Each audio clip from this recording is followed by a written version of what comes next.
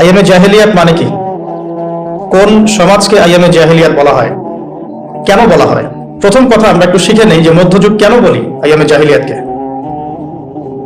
প্রথম কারণ হচ্ছে ওই যুগে মানবতা বলে কিছু ছিল না। তাহলে এই যুগে কি আছে? অনেস্টলি আপনাকে জিজ্ঞাসা করছি, আপনি বলেন না আমাকে, এই যুগে কি মানবতা বলতে আসলে কিছু বাকি আছে? বাকি যাদের মধ্যে আছে সেসব মানুষগুলোকে তো আমরা এখন ব্যঙ্গ করছি। মানবতা কোথায় আছে? এই কিছু দাড়ি টুপি পাগড়ি জুব্বাওয়ালা মানুষের মধ্যেই। অন্য কোথায় মানবতা দেখাবেন আপনি? মানবতা ছিল না মধ্যযুগে। মধ্যযুগে ছিল না নারীর কোনো সম্মান। সত্যি সত্যি কি এখনকার সো কল্ড মডার্ন সিভিলাইজেশনের মধ্যে নারীর সম্মান আছে? এটা আপনি মিডিয়ার মধ্য দিয়ে আমাকে গেলাবেন, আমাকে গিলতে হবে? সত্যি আছে বাকি? অনেস্টলি স্পিকিং, আমাদের মা বোন, আমাদের দিদি বোন থেকে শুরু করে সমাজের টপ টু বটম, একদম লেস থেকে শুরু করে টপ পর্যন্ত সবখানে কি নারীর সম্মান চমৎকার ভাবে দেওয়া হচ্ছে? সত্যি কি তাই? আমরা নিজেদের সাথে প্রতারণা করব না। আমরা কোরআন এবং হাদিসের সাথে তো প্রতারণা করছি দীর্ঘ সময় থেকে। অ্যাটলিস্ট বিবেকের কাছে আমরা প্রতারণা করব না, বিবেকের সাথে আমরা প্রতারণা করব না। সত্যিকার অর্থেই নারীর সেই সম্মান এখন নাই, ফুল স্টপ। 3 নম্বর, আইয়ামে জাহিলিয়াত কেন বলি? বিকজ ওই যুগে ছিল সুদ, ইকোনমিক সেকশন ছিল রিবা দিয়ে পরিপূর্ণ। তো আপনি কি আমাকে এখন রিবা মুক্ত একটা ওয়ার্ল্ড দেখাতে পারছেন? রিবা বা ইন্টারেস্ট মুক্ত, দুর্নীতি মুক্ত, ইকোনমিক সেকশনে করাপশন মুক্ত, ঘুষ মুক্ত, চাঁদাবাজি মুক্ত একটা ইকোনমিক সিস্টেম কি আপনি আমাকে দিতে পারবেন? এই বিশ্বে কি আসলেই এরকম কোন ইকোনমিক সিস্টেম বাকি আছে? ইকোনমি সম্পর্কে আমাদের পড়াশোনা এতই নিম্ন লেভেলের, মানুষকে এখন বোঝাতে হয় যে গোল্ড দিনার এন্ড সিলভার দিরহাম এটা ইসলামিক কারেন্সি। মানুষকে এটা বোঝাতে হয়। মানুষ আমাদের সমাজে তর্ক করে চাল দিয়ে ফেতরা দিবে না টাকা দিয়ে ফেতরা দিবে, এটা নিয়ে তর্ক হয়, পক্ষে বিপক্ষে তুল কালাম ঝগড়া হয়। কিন্তু তারা এটা রিয়েলাইজ করে না যে ইসলামিক কারেন্সি বলতে কি বোঝায়। কারেন্সির মধ্যেও সুদ আছে, পুরো ওয়ার্ল্ডের ব্যাংকিং সিস্টেমে সুদ আছে, হোক সেটা IMF বা ওয়ার্ল্ড ব্যাংক বা সেন্ট্রাল ব্যাংক বা এনজিওস, এভরি সিঙ্গেল সেকশন এখন সুদের আন্ডারে আছে। তাহলে আপনি কি আমাকে এই যুগটাকে খুব সভ্য যুগ বলবেন? কেন আইয়ামে জাহিলিয়াত বলা হয় সেটা আগে বলে নিচ্ছি। আইয়ামে জাহিলিয়াত কেন বলা হয়? বিকজ ওই যুগে ছিল জিনা আর ব্যভিচার আর মাদক আর জুয়া। তো আমরা এখন কোন জান্নাতি সমাজে আছি? এই যুগের মধ্যে কি জিনা নাই, ব্যভিচার নাই, ধর্ষণ, গুম খুন, সুদ ঘুষ, দুর্নীতি, করাপশন বা জুয়া, এগুলো কি এই যুগের মধ্যে নাই? আমরা তো বলি বিশ্বায়নের যুগ। তাহলে ওই সময়ে ওই পাপগুলো নিঃসন্দেহে একটা সংক্ষিপ্ত পরিসরে সীমাবদ্ধ ছিল। এখন এই পাপগুলোর গ্লোবালাইজেশন হয়েছে। That's all. তাহলে আমরা প্রথমে এতটুকু জানলাম যে কেন আমরা ওই সময়টাকে মধ্যযুগ বলি, বর্বর বলি, আইয়ামে জাহিলিয়াত কেন বলি। মোটা দাগে এগুলো ছিল সামাজিক এবং রাজনৈতিক সমস্যা। কিন্তু ধর্মীয় সমস্যা কি ছিল? শিরক। ওই যুগের মানুষ আল্লাহ পাকের একত্ববাদের সামনে মাথা নত করেনি।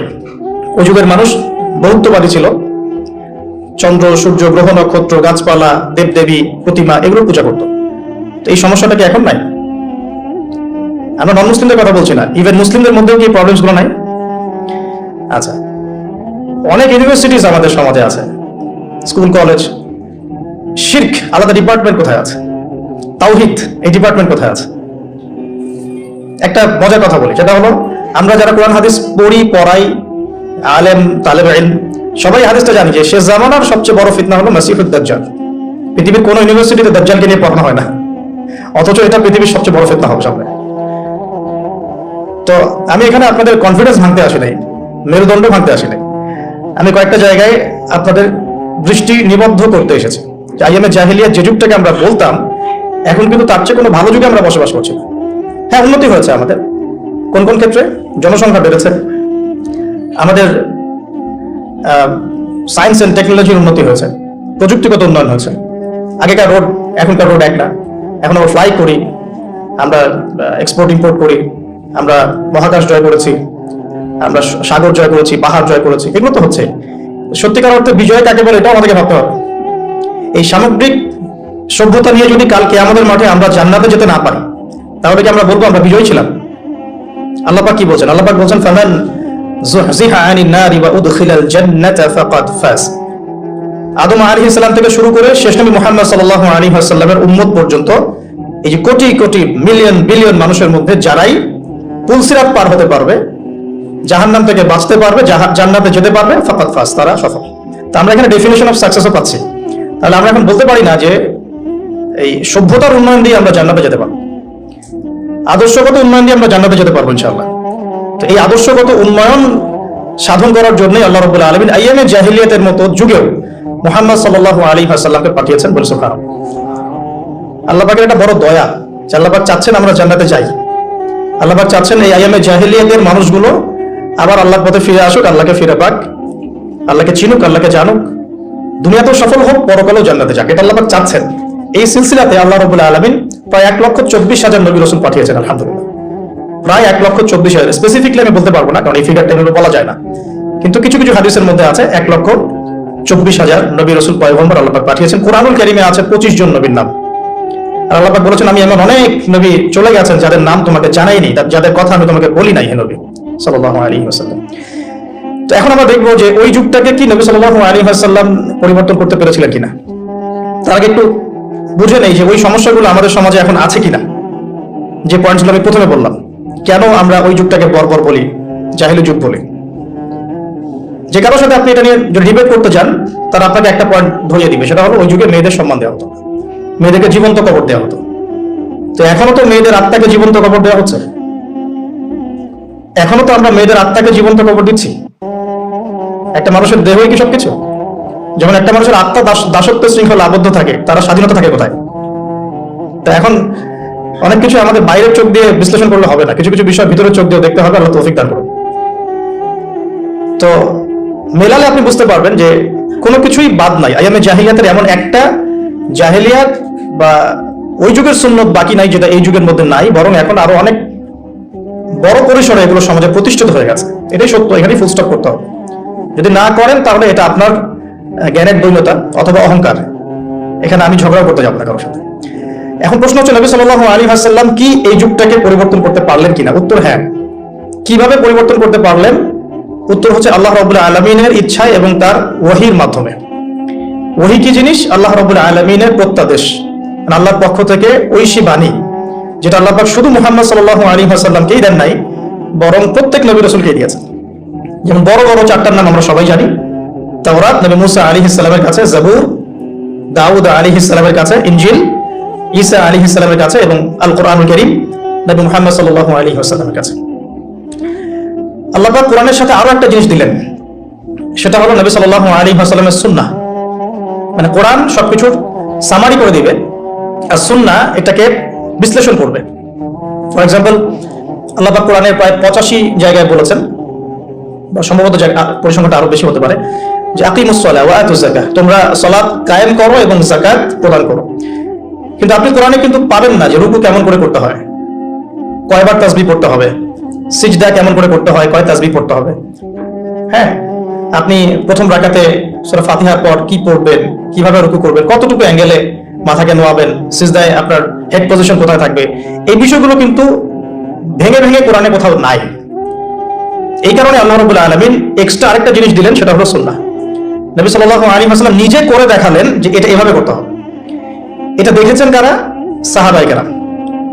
সাহাবায়ে কেরাম তাকে নিজ চোখে দেখেছেন। সাহাবা কাকে বলে? যারা নবী সাল্লাল্লাহু আলাইহি ওয়াসাল্লামকে সচক্ষে দেখেছেন এবং ঈমান এনেছেন, মুমিন অবস্থায় ইন্তেকাল করেছেন। নবীকে কিন্তু আবু জেহেলও দেখেছিল, তাই বলে আবু জেহেল তো সাহাবী নয়। আবু জেহেল কি সাহাবী? আচ্ছা, তো কোরআন এবং হাদিস আল্লাহ রাব্বুল আলামিন নবী সাল্লাল্লাহু আলাইহি ওয়াসাল্লামকে দিলেন ঐশী গ্রন্থ হিসেবে। মাত্র 23 বছর সময় লেগেছে নবী সাল্লাল্লাহু আলাইহি ওয়াসাল্লামের সেই সমাজটাকে পরিবর্তন করতে। কোন সমাজ? যে সমাজটা এই যুগের সব নোংরামি একত্রিত করলে যে সমাজটা হবে, সেই সমাজ। তাহলে আমরা বুঝতে পারছি যে সমাজে যত নোংরামি থাকুক না কেন, আল্লাহ পাকের কিতাব এবং তার নবীর সুন্নাহর মধ্য দিয়ে এটাকে পরিবর্তন করা সম্ভব। এটা অসম্ভব কিছু নয়। নবীজি করেও দেখালেন মাত্র 23 বছর। আর 23 বছর তো এত অল্প সময়। আমরা 23 বছর নামাজই পড়ি নাই অনেকেই। মেবি এখনো অনেকে উপস্থিত আছেন ভাই, লেকচার শুনবেন, যারা 40 বছরও সেজদা করে নাই, 50 বছরও সেজদা করে নাই। তবে তাদের জন্য একটা সুসংবাদ, সেটা হলো আল্লাহ পাক তার এই সমস্ত গুনাহ মাফ করে দিবেন যদি মৃত্যুর আগে খালি একবার বলতে পারে আস্তাগফিরুল্লাহ আল্লাযী লা ইলাহা ইল্লা হুয়াল হাইয়ুল কাইয়্যুম ওয়া আতুবু ইলাইহি। আল্লাহ পাক সমস্ত গুনাহ মাফ করার জন্য প্রস্তুত আছেন। তো 23 বছর কিন্তু খুব বেশি সময় নয়।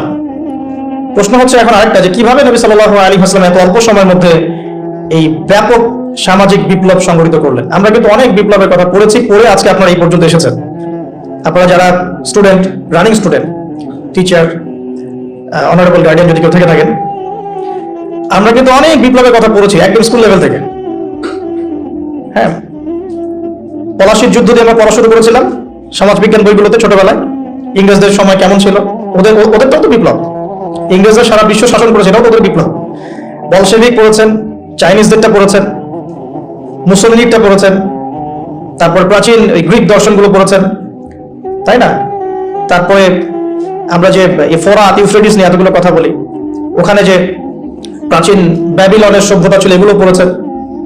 চাইনিজদের তো রিসেন্ট, এটা তো বেশি দিন হয়নি। আফ্রিকান কন্টিনেন্ট থেকে শুরু করে পুরো বিশ্বে আপনারা তো আলেকজান্ডার দ্য গ্রেট পর্যন্ত পড়েছেন। এই যে বিপ্লবগুলো আপনারা পড়েছেন, কত সময় লেগেছে এক একটা বিপ্লব প্রতিষ্ঠা হতে বা ওটা সমাজে ইম্প্যাক্ট করতে, কত সময় লেগেছে। আর নবী সাল্লাল্লাহু আলাইহি ওয়াসাল্লামের কোরআন সুন্নাহ দিয়ে পুরো বিশ্বকে চেঞ্জ করতে কত সময় লেগেছে। এখানেই তো প্রমাণ হয় যেটা আল্লাহর পক্ষ থেকে এসেছে। এখানেই তো প্রমাণ হয় যেটা আল্লাহ রাব্বুল আলামিনের পক্ষ থেকে না আসলে এটা সম্ভব ছিল না। এবং নবী সাল্লাল্লাহু আলাইহি ওয়াসাল্লামের ইন্তেকালের সাথে সাথে কি বিপ্লব থেমে গেছে? দেখবেন মাও সেতুং নাই, তার বিপ্লবটা কতদিন স্থায়ী ছিল। সোভিয়েত এখন নাই, হিস্ট্রি হয়ে গেছে, কিন্তু তাদের ইন্তেকালের পর তাদের আদর্শটা কতদিন লাস্ট করলো পৃথিবীতে। গ্রিকরা এখন নাই, পার্সিয়ানরা এখন নাই, তাদের ইন্তেকালের পরে তাদের রেভলিউশন গুলো কতদিন ছিল ওয়ার্ল্ডের বুকে। আর নবী সাল্লাল্লাহু আলাইহি ওয়াসাল্লাম ইন্তেকাল করেছেন আজকে থেকে, আমি যে লেকচার দিচ্ছি এখন থেকে নিয়ে প্রায় 1450 বছর আগে। এখন পর্যন্ত তার অনুসারীদের সংখ্যা কমে নাই, দিন দিন বাড়ছে। এটাই তো প্রমাণ হয়, এটাই তো প্রমাণ হয় যে নবী সাল্লাল্লাহু আলাইহি ওয়াসাল্লাম যে মানদণ্ডের সমাজ পরিবর্তন করেছেন, এটা আল্লাহর পক্ষ থেকে এসেছে। এটা আল্লাহ পাক রেখেছেন পৃথিবীতে বলেই আছে, ওগুলোকে আল্লাহ পাক রাখেন নাই, তাই নাই। তো কাজের কথা আসি, নবী সাল্লাল্লাহু আলাইহি ওয়াসাল্লাম একা একা এই সমাজটা পরিবর্তন করেন নাই। প্রথম কথা, তিনি যখন হেরা গুহায় আল্লাহ পাকের ওহী আসছে, প্রথম যে ওহীটা এসেছে সেটা হলো ইকরা, নবী আপনি পড়ুন বিসমি রাব্বিকাল্লাযী খালাক, আপনার সেই রবের নামে যিনি আপনাকে সৃষ্টি করেছেন। এখান থেকে আমরা বুঝতে পারছি সমাজ পরিবর্তন করতে হলে পড়াশোনার কোনো বিকল্প নাই।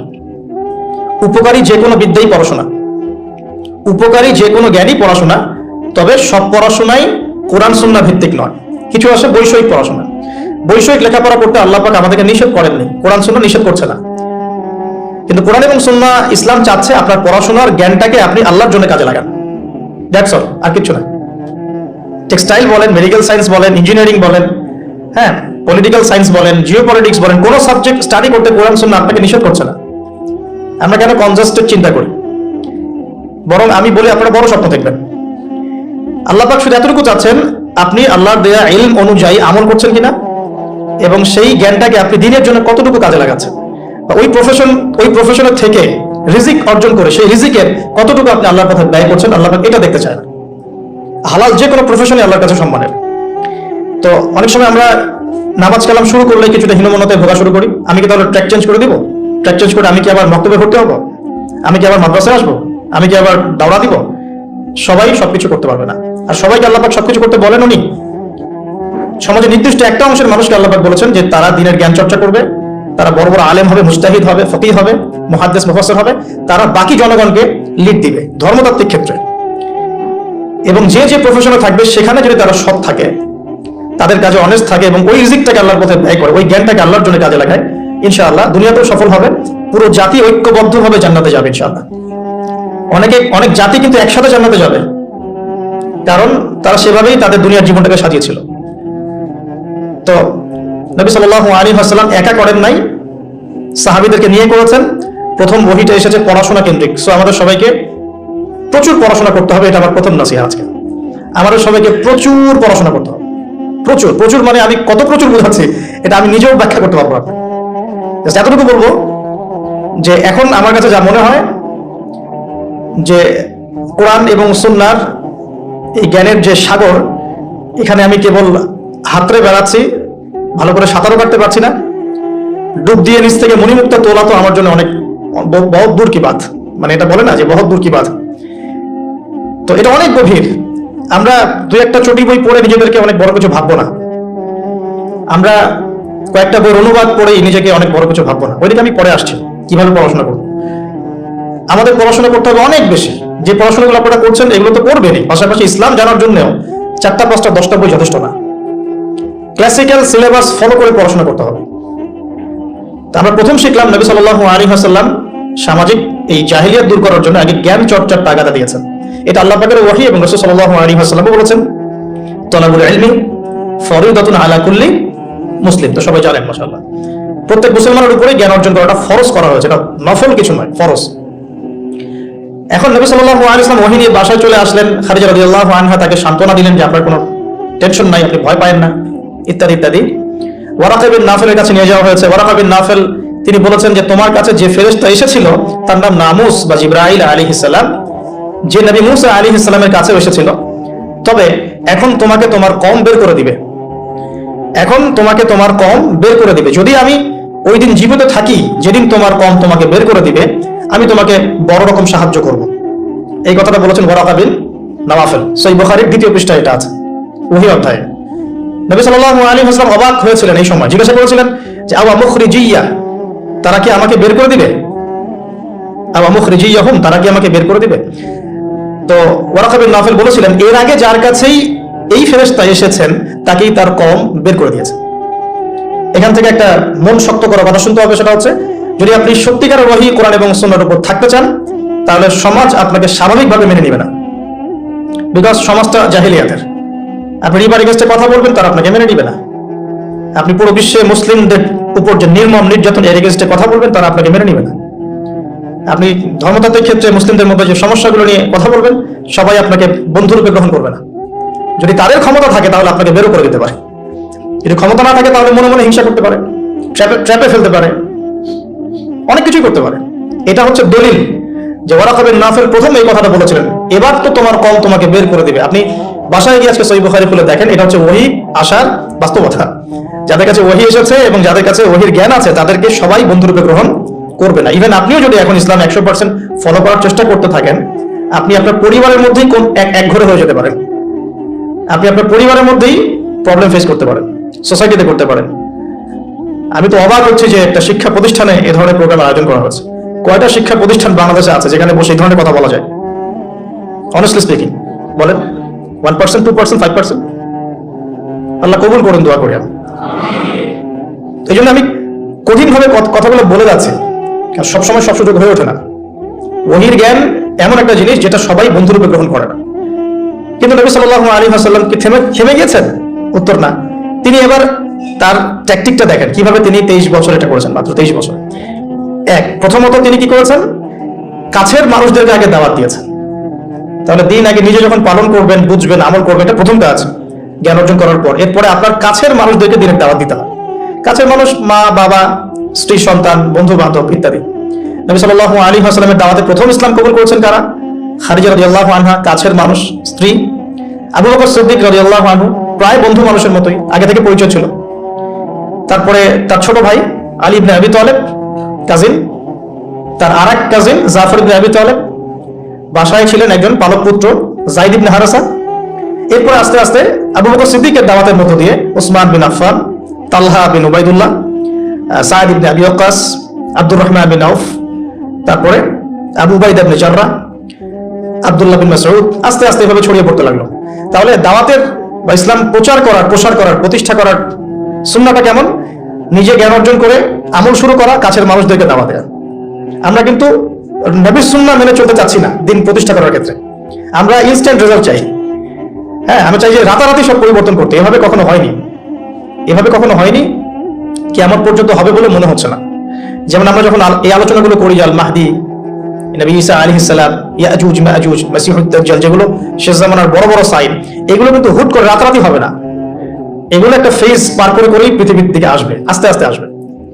তো এখন দেখুন এরপর কি হলো, নবী সাল্লাল্লাহু আলাইহি ওয়াসাল্লাম যখন এভাবে দাওয়াতি কাজ করতে লাগলেন, প্রথম 3 বছর তিনি এভাবে দাওয়াত দিয়েছেন। বেশিরভাগ যারা ইসলাম কবুল করেছেন তারা ছিলেন যুবক। এখান থেকে আপনাদের সাথে আমার কথাটা শুরু হচ্ছে আর কি। বেশিরভাগ যারা ইসলাম কবুল করেছিলেন তারা কারা ছিলেন? যুবক। আপনি সিরাত পড়েন, অ্যাটলিস্ট আর রাহিকুল মাখতুম বইটা পড়ে দেখেন, দেখবেন বেশিরভাগই ছিলেন তরুণ প্রজন্ম। কেন তরুণ প্রজন্ম? বিকজ তরুণদেরকে আল্লাহ পাক একটা বলবো আবেগের সাম্যাবস্থা দিয়েছেন। এটা কেমন? মানে তারা যদি খারাপ পথে যায় তাহলে খুব খারাপ পথেই চলে যায়, তারা যদি ভালো পথে আসতে চায়, খুব ভালো পথে চলে আসে। তারা চ্যালেঞ্জ গ্রহণ করতে পারে, খোলা মনে সিদ্ধান্ত নিতে পারে। অনেক সময় আবেগকে প্রশ্রয় দেয়, আবেগে কখনো ভুল সিদ্ধান্ত নেয়, কখনো কিন্তু সঠিক সিদ্ধান্ত নেয়। তো তরুণদের মধ্যে একটা চ্যালেঞ্জ গ্রহণ করার মানসিকতা থাকে যে ঠিক আছে, আমি ইসলামের পথে থাকবো, পরিবার আমাকে না সহ্য করে, না করুক। এই জিনিসটা 40-50 বছর একটা মানুষ করতে পারে না। সে চিন্তা করে যে না, তারা আমার ছেলে মেয়ে, তাদেরকে নিয়ে ব্যালেন্স করে চলতে হবে, ইত্যাদি ইত্যাদি। তারা মাঝ রাস্তায় খোঁজার চেষ্টা করে, কিন্তু তরুণরা হয় ডান না হলে বাম, যে কোনো একদিকে চলবে। দেখবেন অনেক তরুণ ভাই আছেন যারা পুরোপুরি মাদকের সাথে সম্পৃক্ত, মাদকাসক্ত, ওখান থেকে বের করার সো ভেরি ডিফিকাল্ট। আবার অনেক তরুণ প্রজন্ম আছে যারা মাদক কখনো হাতই দেয় না। আপনি এরকম দুটো প্রজন্ম দেখবেন বাংলাদেশে। কেউ কখনো জুয়ার আসরে কখনোই বসে নাই, আর কারো জুয়া না খেললে ঘুম আসে না।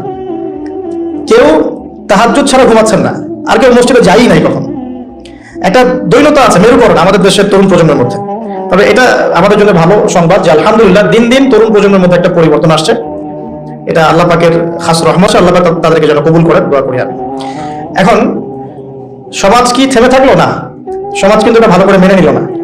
এবার শুরু হলো তাদের প্রতি অত্যাচার, ফিজিক্যাল টর্চার, মেন্টাল টর্চার, অর্থনৈতিক অত্যাচার, কোনো কোনো ক্ষেত্রে পরিবার বের করে দিল। মুসআব বিন উমাইরের জীবনী পড়ে দেখেন, উসমান বিন আফফান রাদিয়াল্লাহু আনহু জীবনী পড়ে দেখেন, জাফর ইবনে আবি তালেবেরটা পড়েন, আলী ইবনে আবি তালেবের জীবনী পড়েন দেখেন, বেলাল ইবনে রাবাহ তার জীবনী পড়ে দেখেন, সুমাইয়া রাদিয়াল্লাহু আনহারটা পড়েন, খাব্বাব রাদিয়াল্লাহু আনহুরটা পড়েন, তারপরে ইয়াসির পরিবারেরটা পড়েন। হ্যাঁ, মানে আসলে সাহাবীদের মধ্যে খুব কম সংখ্যক সাহাবী এমন ছিলেন যাদেরকে কোনো রকম নির্যাতন ফেস করতে হয় নাই। তো এরপরেও দাওয়াত থেমে যায় নাই, দাওয়াত চলতে লাগলো। কারা অপোজিশনে ছিল? আবু জাহেল, আবু লাহাব, উতবা, শাইবা, রাবিআ, সাআদাতু কুরাইশ, অর্থাৎ কুরাইশদের সর্দার যারা। তারা কি আল্লাহকে বিশ্বাস করতো না? উত্তর হ্যাঁ করতো। হ্যাঁ, তারা আল্লাহকে বিশ্বাস করতো। ইভেন তারা হজও করতো, তখন হজমরাও ছিল বিকৃত। তারা আল্লাহকে বিশ্বাস করতো, আল্লাহর জন্য নজর মানত করতো, কুরবানি করতো, সবই করতো। তাহলে সমস্যা কোথায় ছিল? সমস্যা এখানে ছিল যে তারা কোরআন এবং হাদিস কেন্দ্রিক ইসলামটাকে সামগ্রিক জীবনে বাস্তবায়ন করতো না। তারা আল্লাহকে বিশ্বাস করতো, আল্লাহ দাসত্ব করতো না। আল্লাহ বলতে একজন আছেন, উপরওয়ালা একজন আছেন, এটা তারা বিশ্বাস করতো, কিন্তু তারা বাস্তবে এটাকে আমল করে দেখাতো না, দাসত্বটা করতো না। এখন এই বিষয়গুলো যখন চলতে লাগলো, এক পর্যায়ে নবী সাল্লাল্লাহু আলাইহি ওয়াসাল্লাম সাহাবীদেরকে আবিসিনিয়ায় চলে যেতে বলেছেন, যখন নির্যাতন বাড়তে লাগলো। আবিসিনিয়া কোন জায়গা? এখন জিওপলিটিক্স তো আপনারা পড়েন, জানি আমি। এখনকার ইথিওপিয়া না, ইরিট্রিয়া, এখনকার ইরিট্রিয়া। এই জায়গায় একজন বাদশা ছিলেন, তার নাম বাদশা নাজাশী, বাদশা নাজাশী। তো এই বাদশা নাজাশী ছিলেন একজন খ্রিস্টান শাসক, এখনকার সমকামী খ্রিস্টান না, তিনি একজন ভালো খ্রিস্টান ছিলেন এবং নবী ঈসা আলাইহিস সালামকে তিনি ফলো করতেন। তিনি সাহাবীদেরকে আশ্রয় দিয়েছেন, আলহামদুলিল্লাহ। এটা আল্লাহ পাকের পরিকল্পনা ছিল। এখানে তারা কোনো সমস্যা ফেস করেন নাই। 2 দফা সাহাবীরা সেখানে হিজরত করেছেন। নবী সাল্লাল্লাহু আলাইহি ওয়াসাল্লাম বলেছিলেন সেখানে একজন এমন রাজা আছেন যিনি, যার রাজ্যে কেউ জুলুমের শিকার হয় না।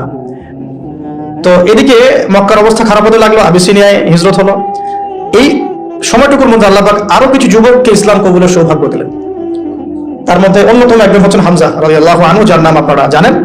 জাস্ট আজকে বাসায় গিয়ে তার জীবনটা পড়ে দেখবেন কিভাবে তিনি ইসলাম কবুল করেন। আমি সেগুলো বলতে যাচ্ছি না, অন্যান্য লেকচারগুলোতে বলেছিলাম। আরেকজন হচ্ছেন ওমর ইবনে খাত্তাব, ওমর ইবনে খাত্তাব। তার ব্যাপারে শুধু এতটুকু বলবো, তিনি ইসলাম কবুল করে যখন কাবা ঘরের সামনে গিয়েছেন, তাকে মানুষ মারা শুরু করেছে।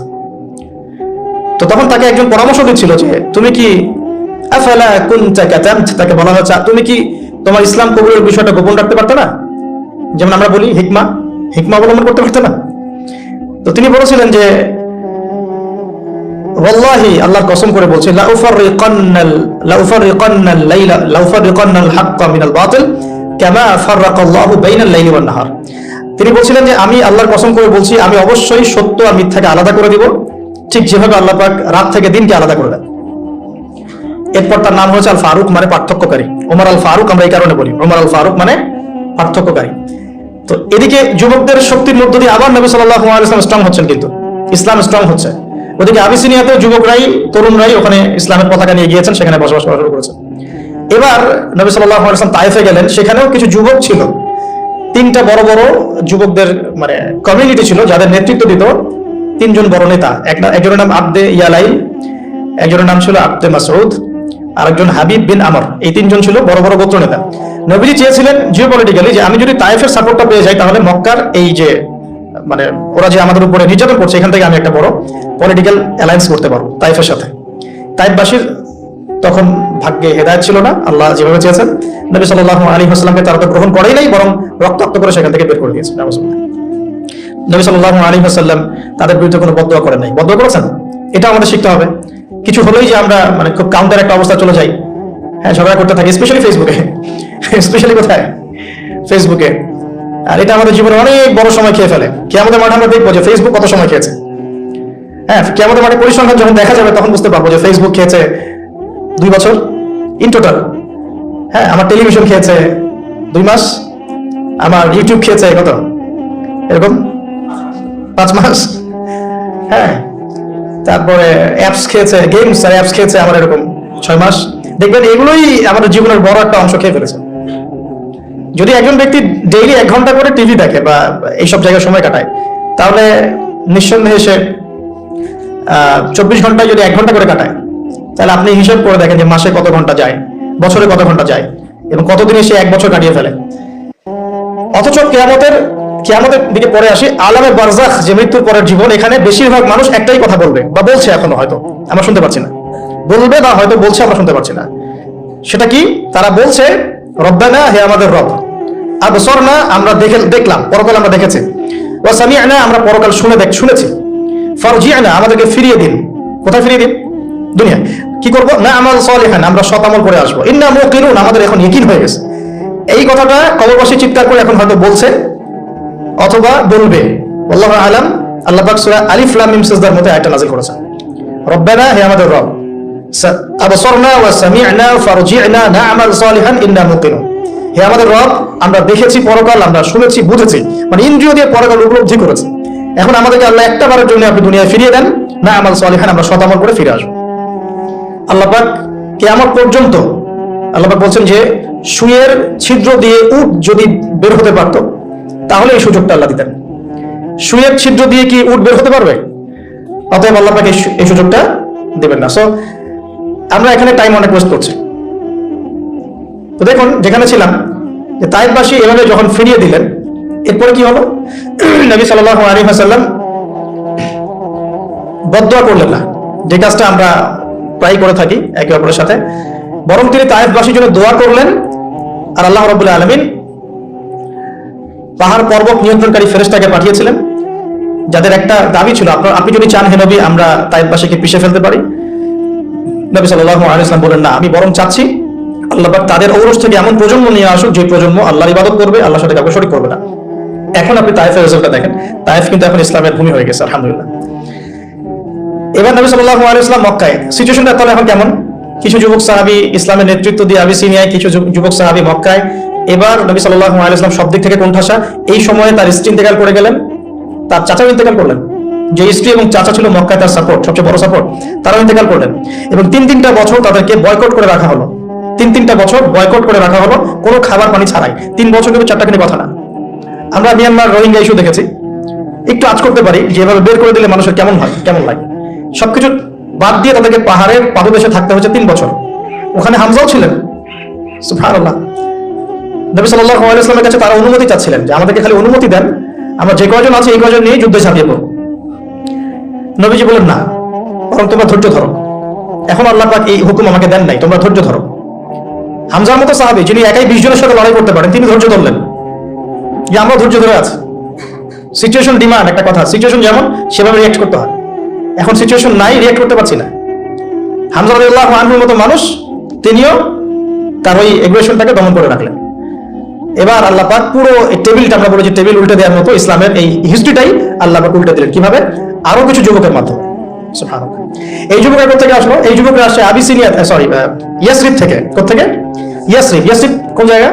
ইয়াসরিব হচ্ছে মদিনার আগের নাম। তো ইয়াসরিব থেকে এবার 6 জন যুবক চলে আসলেন। এই 6 জন যুবকের নাম হলো, 6 জন যুবকের নেতার নাম হচ্ছে আসাদ বিন জুরারাহ রাদিয়াল্লাহু আনহু। তিনি আরো 5 জনকে নিয়ে এসেছেন। কি করতে এসেছেন? হজ করতে। ওই যে বললাম আগে একটা হজের ট্রেন্ড ছিল ওইখানে, ওইটার বিজনেসটা করতো তখন কারা? আবু জেহেল আর কি, ঠিক আছে। ওটাকে তারা কিন্তু বলতো এই কাবার উপাস্যরা হচ্ছে আমাদের দেবতা প্লাস আমাদের ব্যবসা, ওরা এভাবে ডিল করতো। তো এই 6 জন যুবক এসেছেন হজ করতে, নবী সাল্লাল্লাহু আলাইহি ওয়াসাল্লামের কথা শুনলেন। আর নবী সাল্লাল্লাহু আলাইহি ওয়াসাল্লাম এরকম একজন নবী আসবেন, এই কথাটা তারা শুনেছিল ইহুদিদের কাছে মদিনায়, ইয়াসরিবে। ইহুদিরা মদিনায় আকড়া ঘিরে বসেছিল।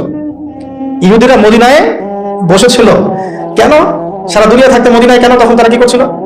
উত্তর তাওরাত, জাবুর, ইনজিলে যে প্রতিশ্রুতি ছিল যে শেষ জামানায় একজন নবী আসবেন যিনি তার অনুসারীদেরকে নিয়ে ওয়ার্ল্ডকে শাসন করবেন, ওই নবীকে খুঁজতে তারা মদিনায় এসেছে। তিনটা কম, বনু কুরাইজা, বনু কাইনুকা আর বনু নাজির, এই তিনটা গোত্র সেখানে ছিল। তো এখন এখানে প্রশ্ন আপনাকে আমি করতে পারি, তাহলে এখন তারা প্যালেস্টাইনে কি করছে? সারা দুনিয়া বাদ দিয়ে ওইখানে কেন? সারা দুনিয়া বাদ দিয়ে ওরা ওখানে কেন? বিকজ এখনো তারা ওয়েট করছে তাদের একজন মাসিহের জন্য, যেই প্রতিশ্রুত মাসিহ আসলে নাকি তারা বিশ্ব শাসন করবে আবার। এটাই সব। কিছু মানুষের ইন্টেলেকচুয়াল লেভেল দেখে হতাশও হই, কষ্ট পাই। পৃথিবীর সবচেয়ে বড় ফিতনা তাকে কেন্দ্র করে যে ইতিহাস আবর্তিত হবে, মুসলিমদের দুর্দশা হবে, এই বিষয়টার দিকে ফোকাস না করে তাদের ফোকাস হচ্ছে দাজ্জাল বের হবে কোত্থেকে, কোন রাস্তা দিয়ে বের হবে, বাংলাদেশ না পাকিস্তান না খোরাসান না ইরাক না ইস্পাহান, সুদ কোথা থেকে এসেছে সারা ওয়ার্ল্ডে, এটা কি খুব বেশি ইম্পর্টেন্ট না সুদটাকে দূর করাটা বেশি ইম্পর্টেন্ট? যাই হোক, আজকে সেটা প্রসঙ্গ এসে গেছে, বলে দিই। কথা বলতে বলতে চলে আসলো আমার টপিকটা, যদিও এটা না। ইনশাআল্লাহ অন্য একদিন মাসিহুদ দাজ্জাল নিয়ে আমরা 2 ঘন্টা সেশন করতে পারবো ইনশাআল্লাহ। দাজ্জালের আগমন সম্পর্কে 3টা জায়গায় কথা বলা আছে। ইস্পাহান, যেটা এখন ইরানের অন্তর্গত, খোরাসান, যেটা বিশাল কন্টিনেন্ট, খোরাসান শুধু একটা জায়গা না, আরেকটা জায়গা হচ্ছে শাম এবং ইরাকের মাঝখানে, শাম এবং ইরাকের মাঝখানে। Go and search, do your geopolitics, আপনি যান দেখেন, আপনার গুগল ঘেটে দেখেন না শাম কোন জায়গাকে বলা হয়। শাম কি শুধু সিরিয়াকে বলা হয়? শাম বলতে প্যালেস্টাইন, সিরিয়া, লেবানন, জর্ডান, পুরো জায়গাটাকে শাম বলা হতো আগে। হাদিসটা কি এখন নাজিল হয়েছে না আগে নাজিল হয়েছে? তো শাম এবং ইরাকের মাঝখানে কোন দেশটা এখন সবচেয়ে শক্তিশালী জিউসদেরকে নিয়ে আপনি একটু রিসার্চ করে দেখেন না, আমার তো কিছু বড় দরকার নাই। আরেকটা মজার ব্যাপার আছে, আমরা অনলাইনে তর্ক দেখছি সে বের হবে কোত্থেকে, এই নিয়ে একদম ধুয়ে রেখে দিচ্ছে একজন একজনকে, ঠিক আছে? অথচ নবী সাল্লাল্লাহু আলাইহি ওয়াসাল্লাম মদিনায় একজনকে দাজ্জাল মনে করছেন। আমরা এখন ঝগড়া করছি কি নিয়ে? সে বের হবে কোত্থেকে। আর নবী সাল্লাল্লাহু আলাইহি ওয়াসাল্লাম মদিনাতে জীবদ্দশায়, তার জীবদ্দশাতেই একজনকে দাজ্জাল মনে করছেন, ভাবছেন যে এই দাজ্জাল হতে পারে। তার নাম ইবনে সাইয়্যিদ। কি নাম? এটা ঘাটেন, মিশকাত পড়েন, মুসলিম শরীফ পড়েন। অনেক সাহাবী আল্লাহর কসম করে বলেছেন, অনেক সাহাবী, তার মধ্যে একজন সাহাবীর নাম হচ্ছে আব্দুল্লাহ বিন ওমর, নাম শুনেছেন নিশ্চয়ই।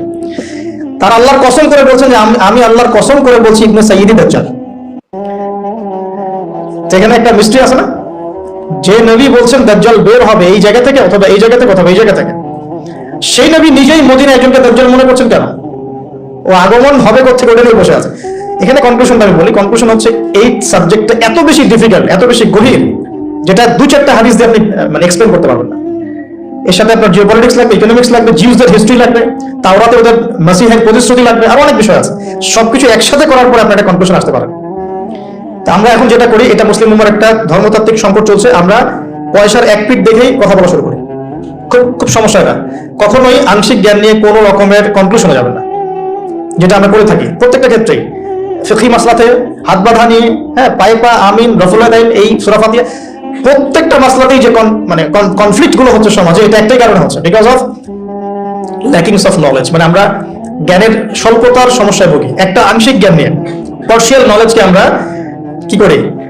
ইটারনাল মনে করা শুরু করি। আমরা পার্শিয়াল নলেজ নিয়ে পথ চলি, কিন্তু মনে করি এই নলেজটা হচ্ছে ইটারনাল। এটাই সমস্যা।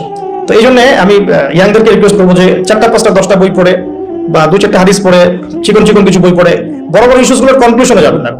আর এটা নিয়ে তো তর্ক করার কোনো প্রশ্ন ওঠে না। তো যেটা বলছিলাম, জিউস রেখা তাহলে কি করছিল? জিউসরা মদিনায় নবীর অপেক্ষা করছিল, শেষ নবী মুহাম্মদ সাল্লাল্লাহু আলাইহি ওয়াসাল্লামের অপেক্ষা করছিল, ঠিক যেমনটা তারা এখন প্যালেস্টাইনে করছে।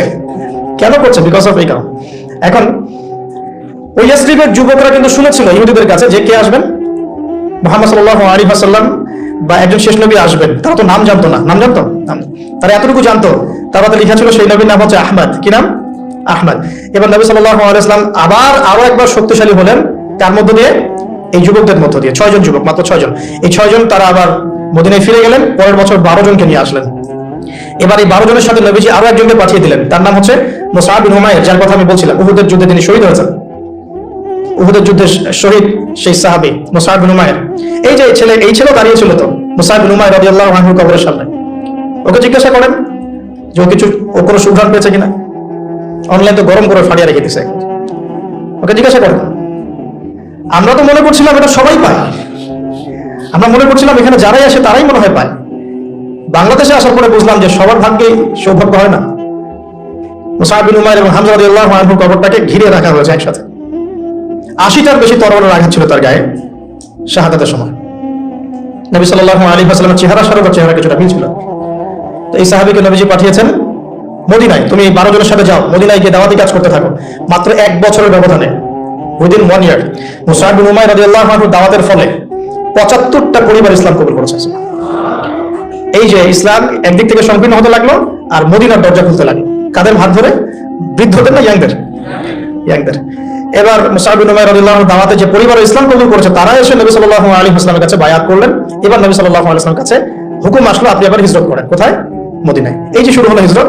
ওইবার মদিনায় গিয়ে শুরু হলো ইসলামিক হুকুমত। তখন ইসলামিক মানে পলিটিক্যাল ক্ষমতা আমাদের হাতে আসলো। নবী সাল্লাল্লাহু আলাইহি ওয়াসাল্লাম সেখানকার রাষ্ট্রপতি হলেন। মদিনা সনদ তৈরি করা হলো, মসজিদ নববী তৈরি করা হলো, মানে যত রকম রাষ্ট্রীয় ফাংশন সব ওখান থেকে শুরু হলো। এটা হলো ইসলামের পার্ট 2, মানে সিরাতের সেকেন্ড পার্ট। এটাই সবচেয়ে বড় পার্ট, মানে এখানেই সবচেয়ে বড় বড় জিনিসগুলো ঘটেছে। কিন্তু বেস তৈরি হয়েছে কিন্তু প্রথম 13 বছরে। কাদের হাত ধরে? ইয়াংদের হাত ধরে, ইয়াংদের হাত ধরে। এবার এই মদিনাতেই হচ্ছে বদর। এই মাদানী যুগে কি হচ্ছে? বদর। তারপরে হলো উহুদ। তারপরের বছর হলো কি? খন্দক। তারপরে নবী সাল্লাল্লাহু আলাইহি ওয়াসাল্লাম বললেন যে এবার থেকে ওরা আমাদেরকে আক্রমণ করবে না, আমরাই এবার থেকে ইসলামকে নিয়ে এগিয়ে যাবো ইনশাআল্লাহ। এরপর থেকে কুরাইশ আর কখনো আক্রমণ করতে পারে নাই। এরপর নবী সাল্লাল্লাহু আলাইহি ওয়াসাল্লাম বিভিন্ন গাজওয়া সারিয়া একটা করে হতে থাকলো। প্রায় 75 থেকে 80টার মধ্যে হয়েছে। আমরা তো এই অংশটা এখন পুরো মাইনাস করে দিয়েছি ইসলাম থেকে, কাট অফ, একদম শেষ। ভুলেও কেউ এই শব্দ ব্যবহার করে ফেললেই তাকে যে চতুর্দিক থেকে যেমন সমালোচনার, গালিগালাজ আর আক্রমণের শিকার হতে হয়, এটাই তো ইন্ডিকেশন দিচ্ছে যে দাজ্জালের যুগ অলরেডি চলে আসছে। সে তো টোটাল ইসলামের টোটালিটি বরদাস্ত করবে না আপনার কাছ থেকে। এখন যাই হোক, আল্লাহ রাব্বুল আলামিন এভাবে আস্তে আস্তে আস্তে আস্তে ইসলামকে বিজয় করতে লাগলেন। পররাষ্ট্রনীতি অ্যাপ্লাই হতে লাগলো। মুলকা ফারিস ওয়া রোম, পারস্য এবং রোমের মতো বড় বড় সাম্রাজ্যের পতন ঘটতে শুরু করলো। ইসলাম পৃথিবীর বুকে শক্তিশালী হওয়া শুরু করলো। হুদাইবিয়ার সন্ধি হলো, উমরা কাজা করলেন। তারপরে নবী সাল্লাল্লাহু আলাইহি ওয়াসাল্লাম 10 বছরের সন্ধিতে আসলেন।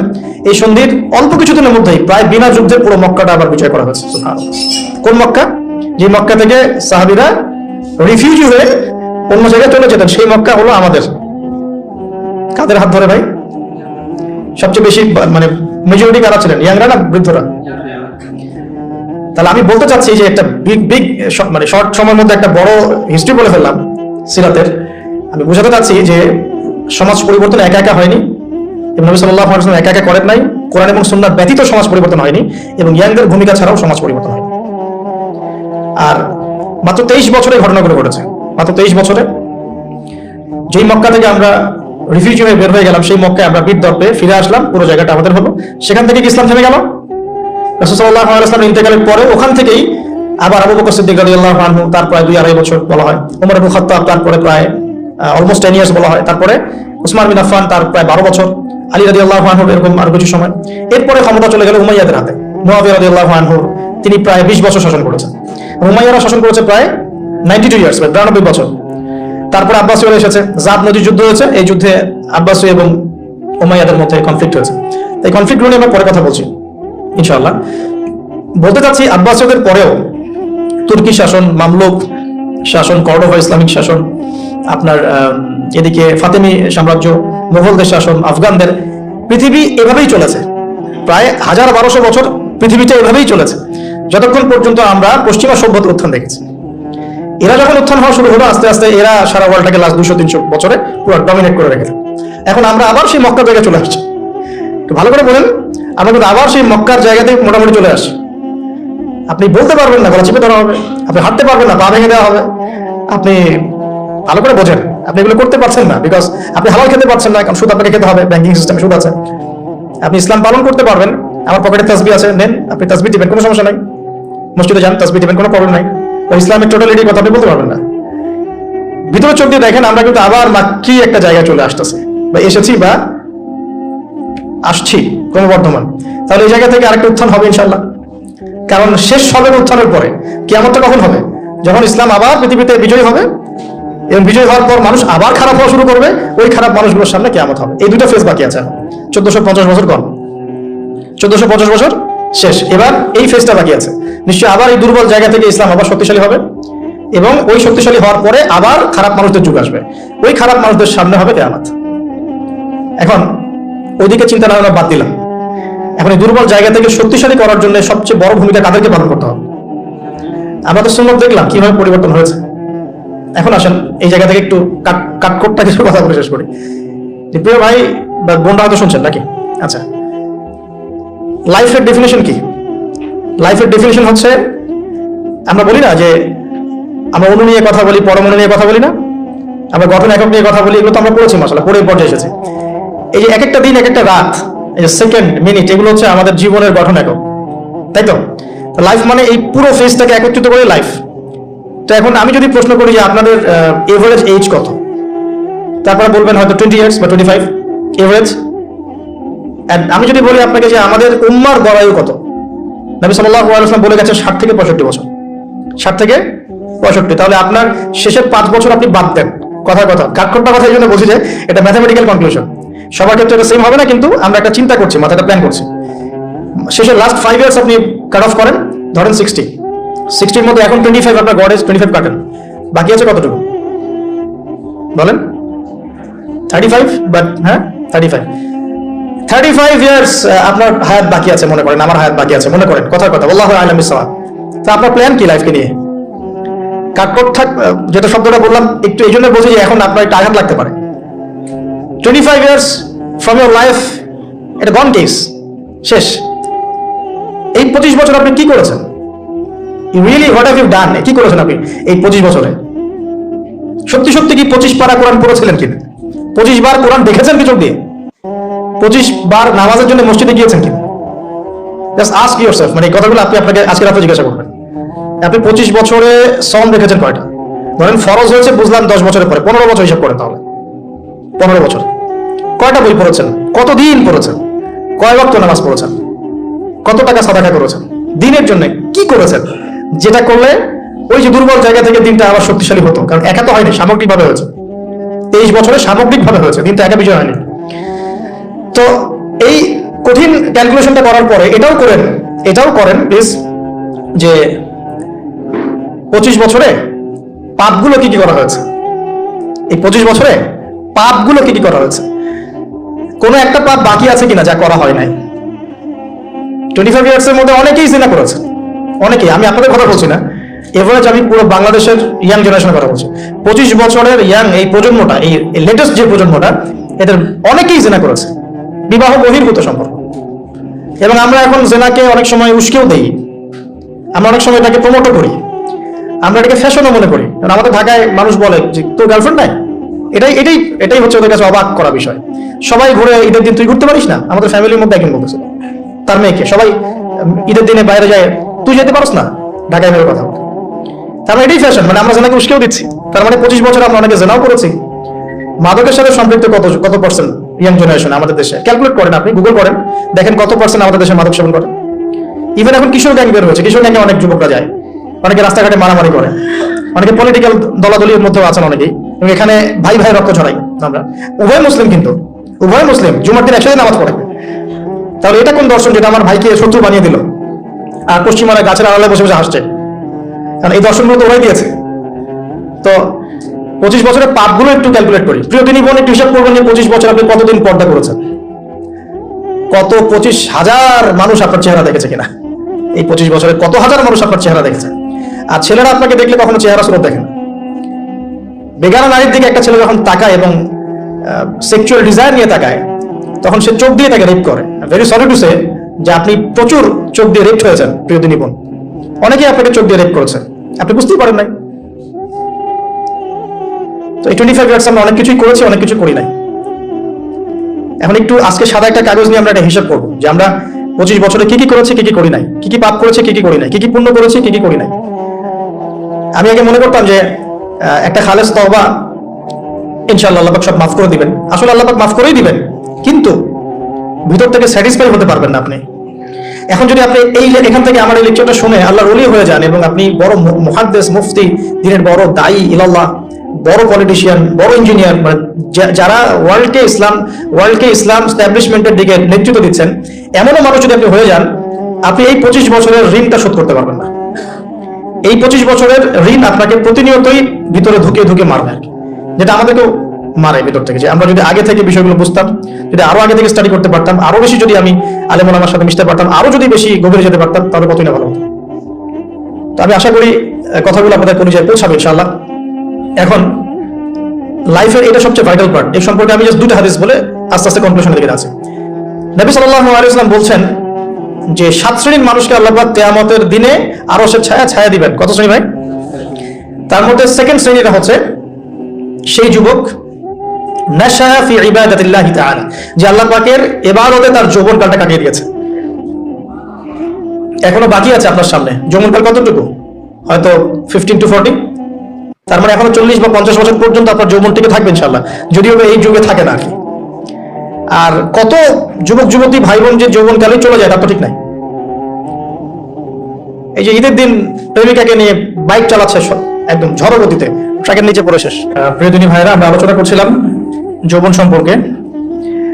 এই বিষয়ে আমি দুটো হাদিস বলার নিয়াত করেছিলাম। তো প্রথমটা শুনিয়েছি মোটামুটি, সেটা হলো নবী সাল্লাল্লাহু আলাইহি ওয়াসাল্লাম বলেছেন যে কিয়ামতের মাঠে আল্লাহ রাব্বুল আলামিন যে 7 শ্রেণীর মানুষকে তার আরশের ছায়ায় ছায়া দিবেন, তার মধ্যে তৃতীয় শ্রেণী হচ্ছে সেই যুবক যে তার যৌবন কালটাকে আল্লাহর পথে উৎসর্গ করেছে বা কাটিয়ে দিয়েছে। আরেকটা হাদিস যেটা বলতে চাচ্ছিলাম সেটা হলো কিয়ামতের মাঠে 5টা প্রশ্ন হবে, স্পেশাল 5টা প্রশ্ন, যে 5টা প্রশ্নের উত্তর না দেওয়া পর্যন্ত কাউকে ছাড়া হবে না। তার মধ্যে প্রথম প্রশ্নটাই হচ্ছে তোমার জীবন কোন কাজে কাটিয়েছো, এবং দ্বিতীয় প্রশ্ন হচ্ছে তোমার যৌবন কোন কাজে কাটিয়েছো। সো আমি বলছিলাম আপনাদেরকে যে যৌবন কালটাকে যদি আমরা আল্লাহর পথে কাটাতে পারি ইনশাআল্লাহ তাআলা, আমাদের এই যে উদ্দেশ্যটা যে নিজেরা দিন পালন করব, নিজের পরিবারের মধ্যে প্রতিষ্ঠা করব, আমাদের সমাজে দিন ইসলামের দাওয়াতে কাজ করব, যেখানেই থাকি সৎ থাকবো, একদিন ইনশাআল্লাহ দিন আবার বিজয়ী হবে, এই যে স্বপ্নগুলো, এগুলো বাস্তবায়িত হবে ইনশাআল্লাহ তখনই যখন আমরা নিজেরা পরিবর্তিত হয়ে সমাজের জন্য ভালো কিছু বয়ে নিয়ে আসবো ইনশাআল্লাহ। তো আমি জাস্ট কয়েকটা পয়েন্ট আপনাদের সাথে একটু শেয়ার করে শেষ করে দিব যে এখন থেকে কিভাবে আপনারা বা আমরা আমাদের যৌবনটাকে আল্লাহর পথে কাটাতে পারি। প্রথম যে পয়েন্টটা আমি লিখে নিয়ে এসেছি সেটা হলো, আমি একটু বলেছিলাম যে আমাদের নিজস্ব খসড়া একটা আমলনামা তৈরি করতে হবে আর কি।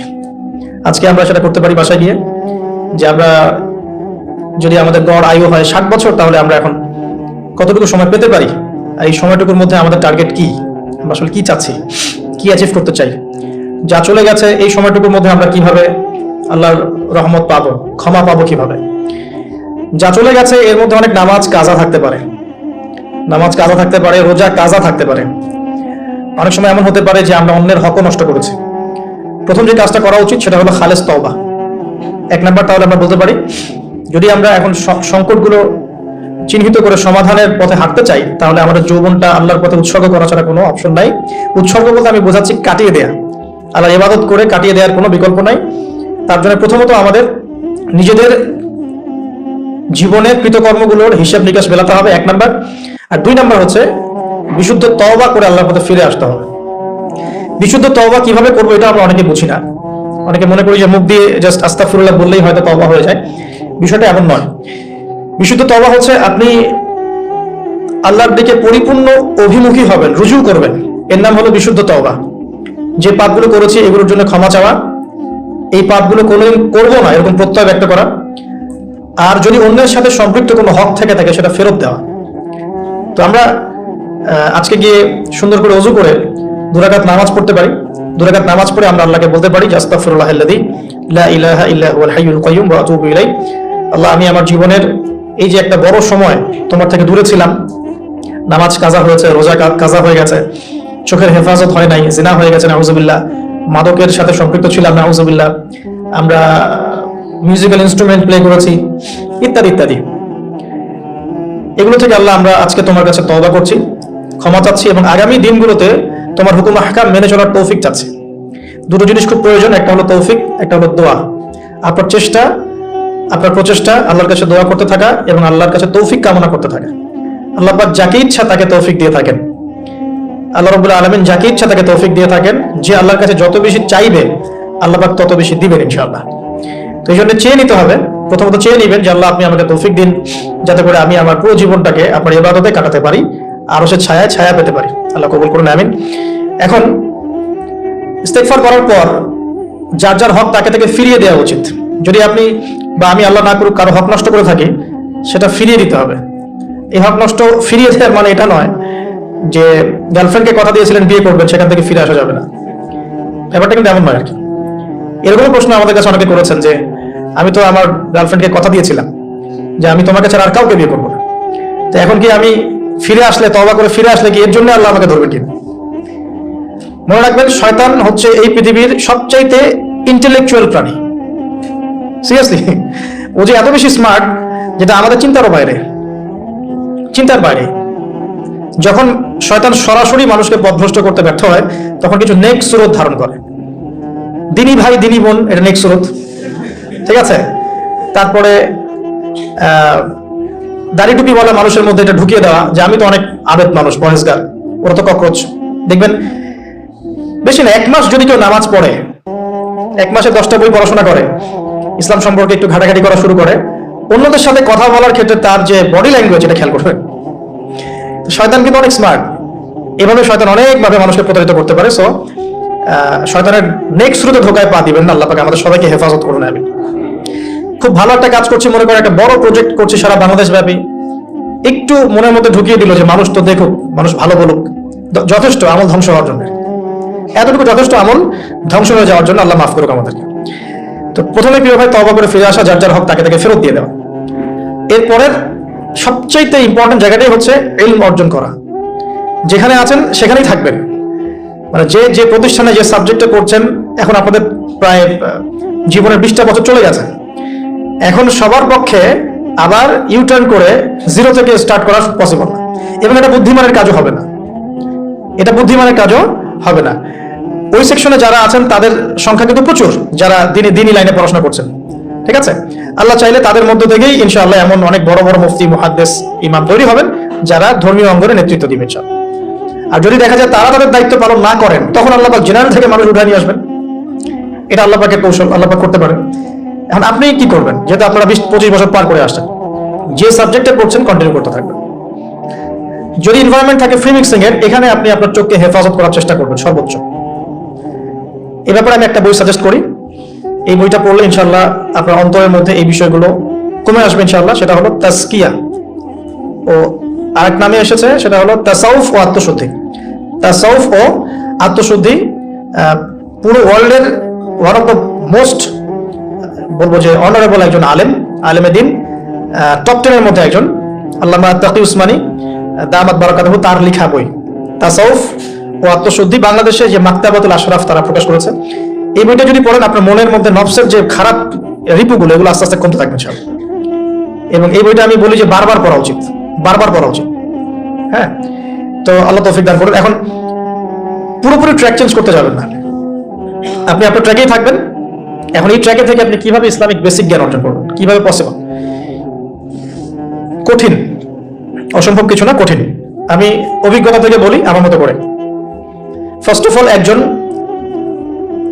বিজ্ঞ কারি সাহেব, হাফেজে কোরআন বা কারি, প্রাথমিক স্টেজ বলছে, বিজ্ঞ একজন কারি সাহেব বা হাফেজে কোরআন, যার সাথে আপনার ভালো সম্পর্ক বা যাকে আপনি চিনেন, রিনাউন্ড বা যিনি খুব কোঅপারেটিভ, আপনাকে সময় দেন, টাইম দেন, এরকম কারো কাছে গিয়ে আপনি কোরআন তেলাওয়াত করা শিখবেন আগে। ফার্স্ট অফ অল এটা কাজ, কোরআন তেলাওয়াতটা আগে শিখবেন।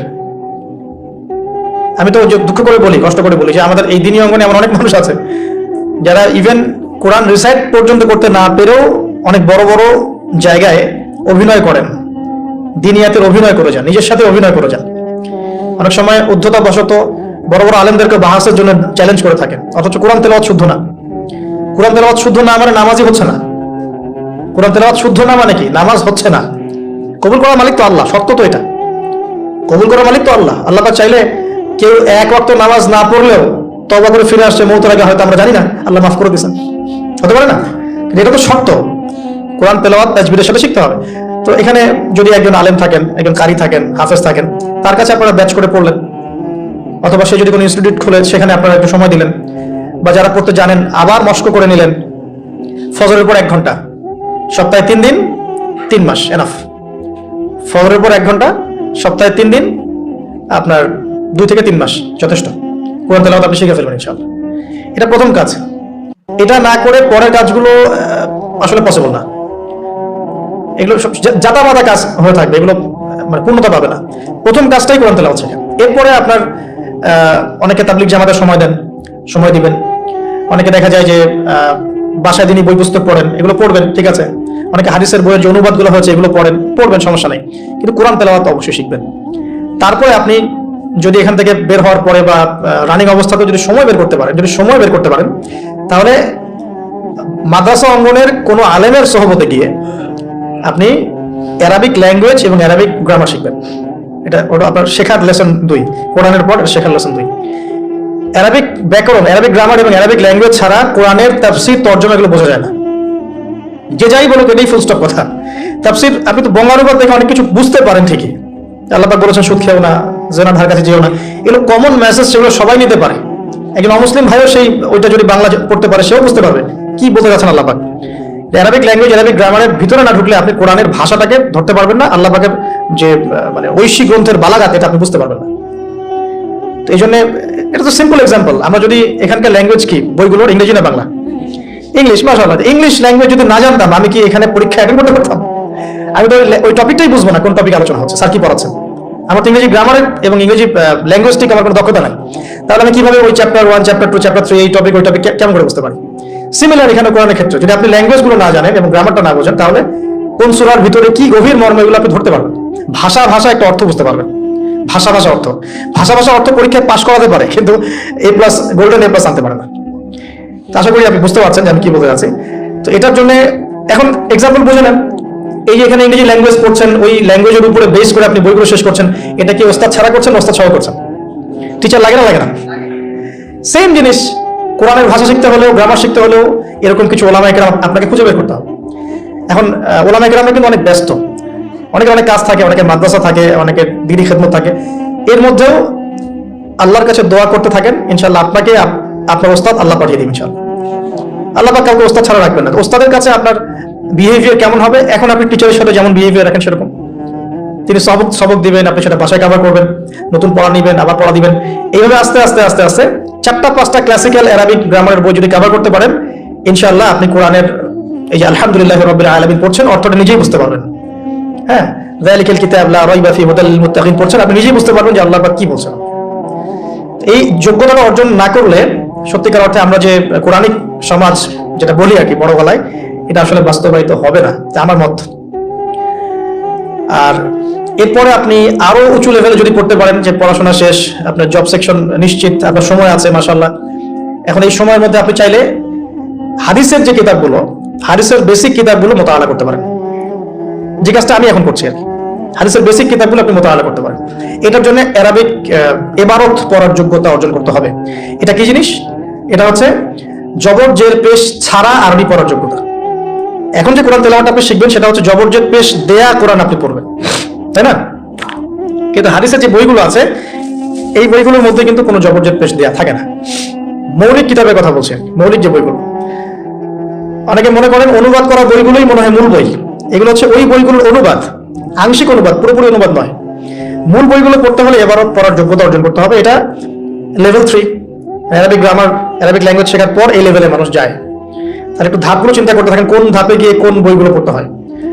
আর অনেক সময় আমরা কি উদ্ধত আচরণটাই না করি হুজুরদের সাথে, আলেমদের সাথে, স্কলারদের সাথে, বিকজ আমাদের সামনে একটা চমৎকার প্ল্যাটফর্ম আছে ফেসবুক, তাই না? এখানে তো মানে রাত দিন আর রাত, একে রাতকে দিন বানানো যায়, দিনকে রাত বানানো যায়। হ্যাঁ, এখানে ওই যে আলোর প্রতিসরণের মতো হয় আর কি, সাইজ এতটুকু, বিম্ব হবে এত। তো আল্লাহ মাফ করুন আমাদেরকে। এখন হাদিসের মোতালা যদি করতে না পারেন, ওই পর্যায়ে যেতে না পারেন, তাহলে কি? তাহলে ওই হাদিসের মধ্যে যে কিতাবগুলো বাজারে অনুবাদ হয়েছে ওগুলো পড়তে হবে। যেমন অনুবাদ হয়েছে ফয়জুল কালাম একটা হাদিসের কিতাব, মাদ্রাসায় পড়ানো হয়। এর মধ্যে চমৎকার অনেকগুলো হাদিস আছে, প্রায় সম্ভবত 1000-এর বেশি হবে।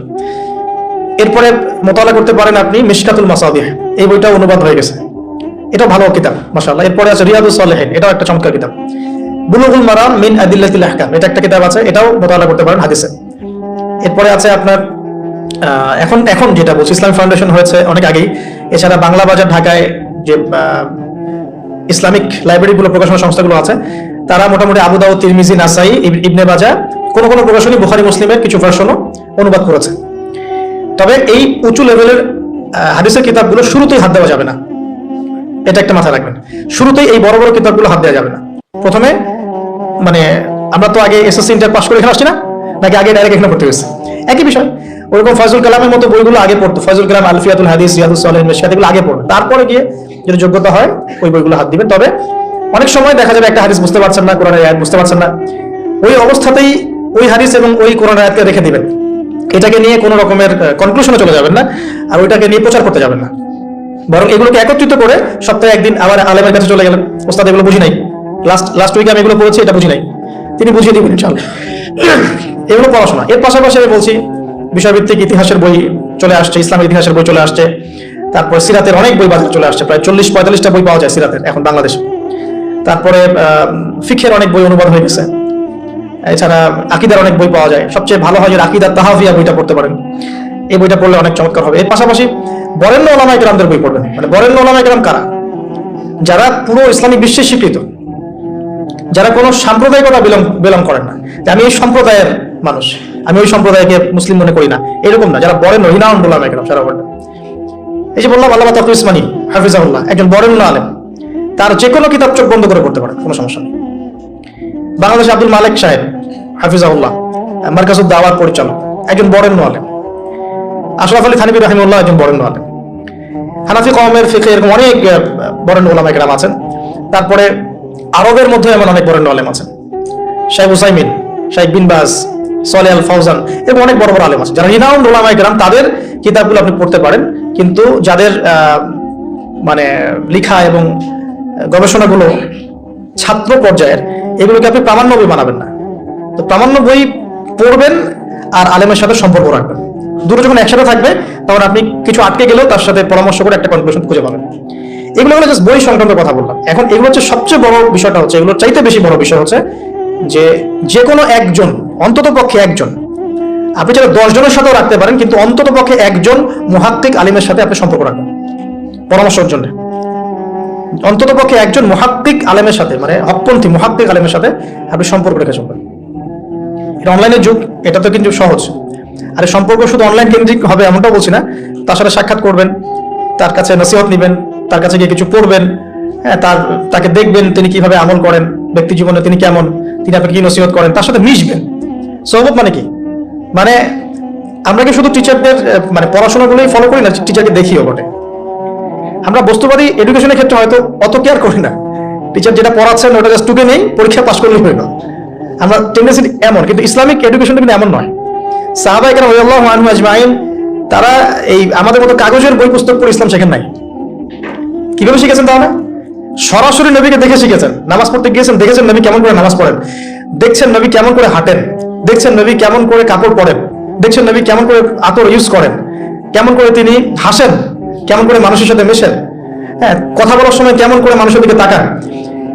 খুঁটে খুঁটে একটা একটা করে নিয়ে হাদিসের এক একটা অধ্যায় রচিত হয়েছে। নবী কেমন করে তাকান, নবী কেমন করে মেসওয়াক করেন, নবী কেমন করে হাসেন, এগুলো আপনি অধ্যায় পাবেন। ইভেন আপনি অধ্যায় পাবেন নবী কেমন করে চুল আঁচড়ান। তাহলে আপনি দেখেন সাহাবীরা কিভাবে খুঁতে খুঁতে নবীকে দেখেছেন। বলা হয় আব্দুল্লাহ বিন মাসউদ রাদিয়াল্লাহু আনহু সম্পর্কে, তিনি নবীকে এত বেশি কপি করতেন হাঁটা চলা কথাবার্তায়, যে নবী সাল্লাল্লাহু আলাইহি ওয়াসাল্লাম পরের যুগের অনেক মানুষ এসে দ্বিধাদ্বন্দ্বে পড়ে যেত যে রাসূল সাল্লাল্লাহু আলাইহি ওয়াসাল্লামকে দেখছি নাকি।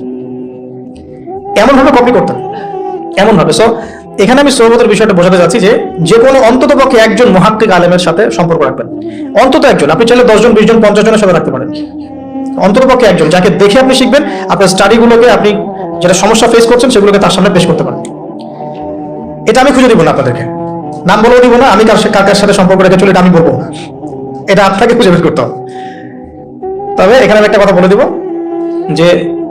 যেহেতু আমরা সব সাধারণ মানুষ, আমরা তো কেউ স্কলার নই এখানে, আমরা কেউ মানে যেটা বলি যে মুজতাহিদ, ইজতেহাদ করার যোগ্যতা রাখি না আমরা এখানে কেউ। সেক্ষেত্রে অবশ্যই আমাদেরকে পূর্বসূরি ওলামায়ে কেরামদেরকে ফলো করতেই হবে, কারণ কোরআন সুন্নাহ নতুন করে গবেষণা করে আপনি তো সব মাসআলা বের করতে পারবেন না। এই কারণে আমাদেরকে মাযহাব মানতে হয়, এটা খারাপ কিছুই না। এটা নিয়ে অনেক কথা সমাজে এখন শুনি, দেখি, দরকার নাই, আমরা লা মাযহাবী, আমরা এইটা, আমরা সেইটা। এগুলো আসলে বোগাস কথাবার্তা এবং সমাজ বিভক্তকরণের মূল হাতিয়ার এগুলো হয়ে গেছে। সমাজের ইউনিটি নষ্ট করবেন কেন? কোরআন এবং সুন্নাহ আল্লাহ ফলো করতে বলেছেন, দ্যাটস অল। কোরআন সুন্নাহ আপনি কি এখন, আমি যদি আপনাকে কোরআন এই যে দিলাম, নেন কোরআন, নেন তাফসীর ইবনে কাসির, নেন তাফসীর জালালাইন, নেন আপনি তাফসীরে মারিফুল কোরআন, নেন এটা, এই যে বুখারী নেন, মুসলিম নেন, তিরমিজি, আবু দাউদ, নাসাই সব নিয়ে নেন, এখন আপনি কি গবেষণা করে সব মাসআলা আমাকে দিতে পারবেন? ইম্পসিবল, আমার পক্ষে এখন ইম্পসিবল একটা। তাহলে এগুলো যারা গবেষণা আগে করেছেন তাদের কিতাব তো আমাদেরকে পড়তে হচ্ছে। এটাই হলো তাদের মত নেয়া, তাদের মত অনুযায়ী পথ চলা। তো এই জিনিসগুলো নিয়ে যারা বাড়াবাড়ি করছে এটা খুবই দুঃখজনক। যে অবশ্যই কোরআন সুন্নাহকে ফলো করতে হলে আমাদেরকে হকপন্থী উলামায়ে কেরামের সোহবতে যেতেই হবে, তাদের বইপত্র, লেকচার, তাদের নসিহত, তাদের ফিকহের কিতাব এগুলো আমাদের ঘাটতে হবে। আদারওয়াইজ আমরা সরাসরি কোরআন সুন্নাহর দাবি করলেও মানতে পারবো না। সরাসরি কোরআন সুন্নাহ মানিয়ে দাবি করলেও মানতে পারবো না, বিকজ আমি তো কোরআন সুন্নাহর সব জ্ঞান রাখি না। ক্রিপ্টোকারেন্সি হালাল না হারাম আমি যদি আপনাকে প্রশ্ন থ্রো করে দিই, দেন সব বই দিয়ে দিলাম কোরআন সুন্নাহর, আপনি কি ঘেটে আমাকে অ্যান্সার দিতে পারবেন? তাহলে এটা ঘাটবে কারা? যারা এটা ঘাটার যোগ্যতা রাখে। তারা ঘেটে যখন একটা প্যানেল করে একটা ফতোয়া যখন আসবে যে না এটাই, তখন আমরা সেটাকে ফলো করবো। That's all. এই জিনিসটা রাসূল সাল্লাল্লাহু আলাইহি ওয়াসাল্লামের যুগেও ছিল, সাহাবীদের যুগেও ছিল, তাবেঈদের যুগেও ছিল, এটা আস্তে আস্তে চলে আসছে এই পর্যন্ত। তো এখানে ক্লাসিক্যাল যে ইসলাম চলছে এখানে থাকলে আপনার বিভ্রান্ত হওয়ার কোনো চান্স নাই। কিন্তু এর আশপাশে ব্যাঙের ছাতার মতো অনেক মতাদর্শ এসেছে এখন, নতুন নতুন অনেক। এগুলোতে পা দিলে নেক্সট শুরুতে ধোকা খাবেন শয়তানের মতো। ওই যে বললাম শয়তান নেক্সট শুরুতে ধোকা দেয়, মনে হবে আমি তো সরাসরি কোরআন সুন্নাহ ফলো করি। আদতে আপনি কোরআন সুন্নাহই ফলো করছেন না। আদতে আপনি কোরআন সুন্নাহর কিছুই ফলো করতে পারবেন না, ফলো করলেও আংশিক পারবেন, আংশিকটা পারবেন না। একটা মাসআলা মনে করেন, একটু বলেন এই জায়গায়, একটা মাসআলা মনে করেন এসেছে যে আমরা বর্তমান অর্থ ব্যবস্থায় আমরা কিভাবে আমাদের ব্যাংকিং সিস্টেমটা সাজাবো, ধরেন একটা মাসআলা এসেছে। এখন এই বিষয়ে যদি আমরা ইকোনমিক্স এর উপর দক্ষ ওলামায়ে কেরামদের শরণাপন্ন না হই, আমরা কি অ্যান্সার দিতে পারবো? আমি কি পারবো উত্তর দিতে? আপনি কি পারবেন? যে কোরআন এবং সুন্নাহ গবেষণা করেছেন এবং যার কাছে অর্থনীতির জ্ঞান আছে, ওই রকম মুহাক্কিক কোন আলেম আপনাকে বলতে পারবে এখন আমাদের কি করা হবে। এই জিনিসটাই যদি আমরা বাংলাদেশের সংবিধান সম্পর্কে জানতে চাই, আমাদের আইনজীবীর কাছে যেতে হবে। আমরা যদি রোগ নির্ণয় করতে চাই, ডক্টর কাছে যেতে হবে। এখানকার ইঞ্জিনিয়ারিং যা পড়ানো হয় আমি কি সেটা বলতে পারবো? তাহলে আমাকে এখানকার স্যারের কাছে যেতে হবে। স্যার এখানকার বিষয়টা কি আমাকে একটু বুঝাই দেন। তখন তিনি তার জ্ঞান থেকে এবং তার জ্ঞানের সোর্স থেকে ঘেটে ঘেটে আমার জন্য কিছু সমাধান বের করে দিবেন, আমি তো সেটা ফলো করবো। এই ফলো করা জিনিসটাকে যারা নেগেটিভলি উপস্থাপন করছেন এটা ঠিক না। এটা একটা উদ্ধত আচরণ হচ্ছে, অহংকার হচ্ছে। এই ফিতনাগুলো থেকেও বেঁচে থাকতে হবে। এই জন্য আমি বললাম অন্তত একজন মুহাক্কিক আলেমকে ধরে বসে থাকবেন। এটা আমি কিন্তু পীর মুরিদি বোঝাচ্ছি না, ঠিক আছে? আমি বোঝাচ্ছি যে আপনি মানুষের সোহবতে থাকবেন, পরামর্শ ভিত্তিক, যে কোনো একজন হকপন্থী আলেম। এখন এরপর কি? এরপরে আপনি পড়াশোনা চালিয়ে গেলেন, আলেম আপনার কাছে পরিচিত আছেন, আপনি টাচে আছেন, পড়াশোনা করছেন, কোনো হাদিস মুতালা করছেন, মাশাআল্লাহ দ্বীনের জ্ঞান অর্জন করছেন। এখন আপনি আপনার সাধ্যমতো দাওয়াতি কাজ করবেন। যতটুকু দাওয়া আপনার দেওয়ার যোগ্যতা আপনি অর্জন করেছেন বা পাচ্ছেন, কতটুকু ছোট ছোট করে 5 মিনিট 10 মিনিট, একটা হাদিস 2টা হাদিস, এভাবে মানুষের মধ্যে ইসলামটাকে প্রচার করতে থাকেন ইনশাআল্লাহ। তবে যে বিষয়গুলো নিয়ে সমাজে ইখতিলাফ, দ্বন্দ্ব দেখা যায়, এগুলো নিয়ে আপনি কথা বলতে চান, এগুলোর কোনো সমাধান নাই, মানে এগুলো কখনো শেষ হবে এমনটা মনে হচ্ছে না। ইলা ইয়াউমিল কিয়ামাহ, কিয়ামত পর্যন্ত এগুলো শেষ হবে এমনটা বোঝা যাচ্ছে না। এই জন্য আমরা এখানে আগুন আর উস্কে দেওয়ার দরকার নাই। আপনি আপনার কাছে যেটা ভালো লাগে ওই মানহাজ, ওই মাযহাবটা ফলো করতে থাকেন ইনশাআল্লাহ। সাহাবীদের যুগ থেকে এরকম ইখতিলাফ কিন্তু ছিল, তাই বলে কেউ কাউকে তারা এরকম তুই কাফের হয়ে গেছিস এরকম কখনো কথা কেউ বলে নাই, যেটা আমাদের পান থেকে চুন খসলে মানুষ বলে দেয়। তো এরকম জায়গায় যায় না, এটা তাসকিয়া নষ্ট হয়ে যাবে, আপনার মনের তাসকিয়া নষ্ট হয়ে যাবে। এখন এই জায়গায় যাওয়ার পরে আমরা আমাদের